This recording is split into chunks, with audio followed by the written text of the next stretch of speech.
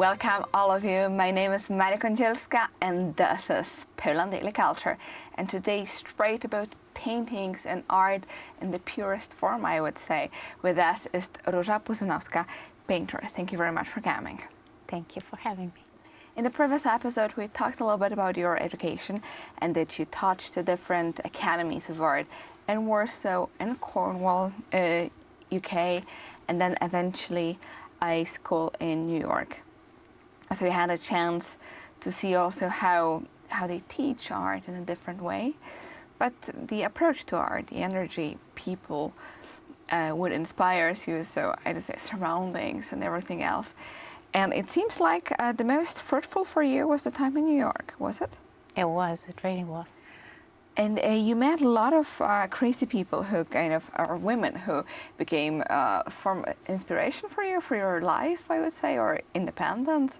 And one of them was Raven Wilkinson, prima ballerina. Tell us a little bit about those meetings and how it shaped you to be an artist. New York is a very particular place, and you can find everybody everywhere. You would be really surprised. So Raven sort of happened because of one conductor that I met that I wanted to talk about a reconstruction of another Nijinsky's piece, because that was just after I finished my painting series that is based on The Rite of Spring by Nijinsky to Stravinsky's music. I met with a few conductors and then I discovered Raven. I'm not sure if she's still with us though, because it's impossible to reach her right now. Back then when I met her, she was already 80-something years old lady, Afro-American, one of the first Afro-American prima ballerinas. And all those conversations, conversation with anybody with a lot of energy, with strong personality, that is or was able to fight for their dreams is very inspirational. Definitely people in New York needed to fight for dreams, right? Otherwise they would just sink down. Exactly. So all those conversations, even if they are not directly about art, they sort of shape you, shape your personality, and therefore shape what you do. So it had influence. Is it not like an artist actually needs to very much believe in your art, in your expression of aesthetics? Fixated. You have to be sort of hypnotized by what you want to do and what you want to achieve. And you have to be consistent. And I think this is the goal, and that leads you to achieve something.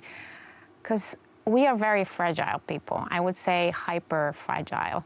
After all, someone can stay and just say, I don't think it's art. It's exactly. And it hurts. It doesn't hurt you on your professional level. It hurts you also very deep inside. So it hurts you emotionally, physically, mentally. I don't know. It's just a big drama. So you have to be very, very strong and have to find this faith in yourself, no matter what. And conversations with people like that are amazing. I was this close, and maybe it's silly to say, but I was just this close to talk to Beyonce. I was just next to her when she was rehearsing to some video clip. And I was like, so determined. I said, I will sit there for 2 or 3 hours. I don't care. I want to meet her. Well, of course, it didn't happen, but, you always can dream. And meanwhile, you meet other people that just give you this kick to go on. It was kind of a kick for you. Oh, yeah. In this ways. So you say you meant to sell some of your art also in New York to your friends, yes? Yes. Yes, so it always starts like this, that you sell your pieces to people close to you, your family, your friends, and then the circle expands. Now I think it expands even more because I came with the idea to make art more accessible. As I said before in a previous episode, that my art takes a lot of time. To finish one piece, it takes forever. It's always 1 month. It doesn't matter the size, that's the minimum. Because of the way oils dry, because of the way I paint, it's a lot of details. So I started to make nano series that are 10 by 10 centimeters. I call it art on the budget or affordable art, that you can have original oil just for you. It can be with your initial, it can be with nothing, it can be just floral pattern, but it's just one unique piece and it's for you, and you can put it on a mini easel or you can frame it. Or we can make now tondos, because I just ordered amazing canvases from Polish producer, and that are round, and then three-dimensional. So as you see, I'm constantly looking to expand and invite art into your home, because not everybody has big spaces, great walls to hang huge paintings. Absolutely. And that's, again, the message we always bring to all of you, that art is for everyone, not only for people with huge budgets, not only for people with huge apartments or houses. But as you can see on the example of Róża Puzynowska, there are smaller versions of paintings also in oil. You just need to look for them.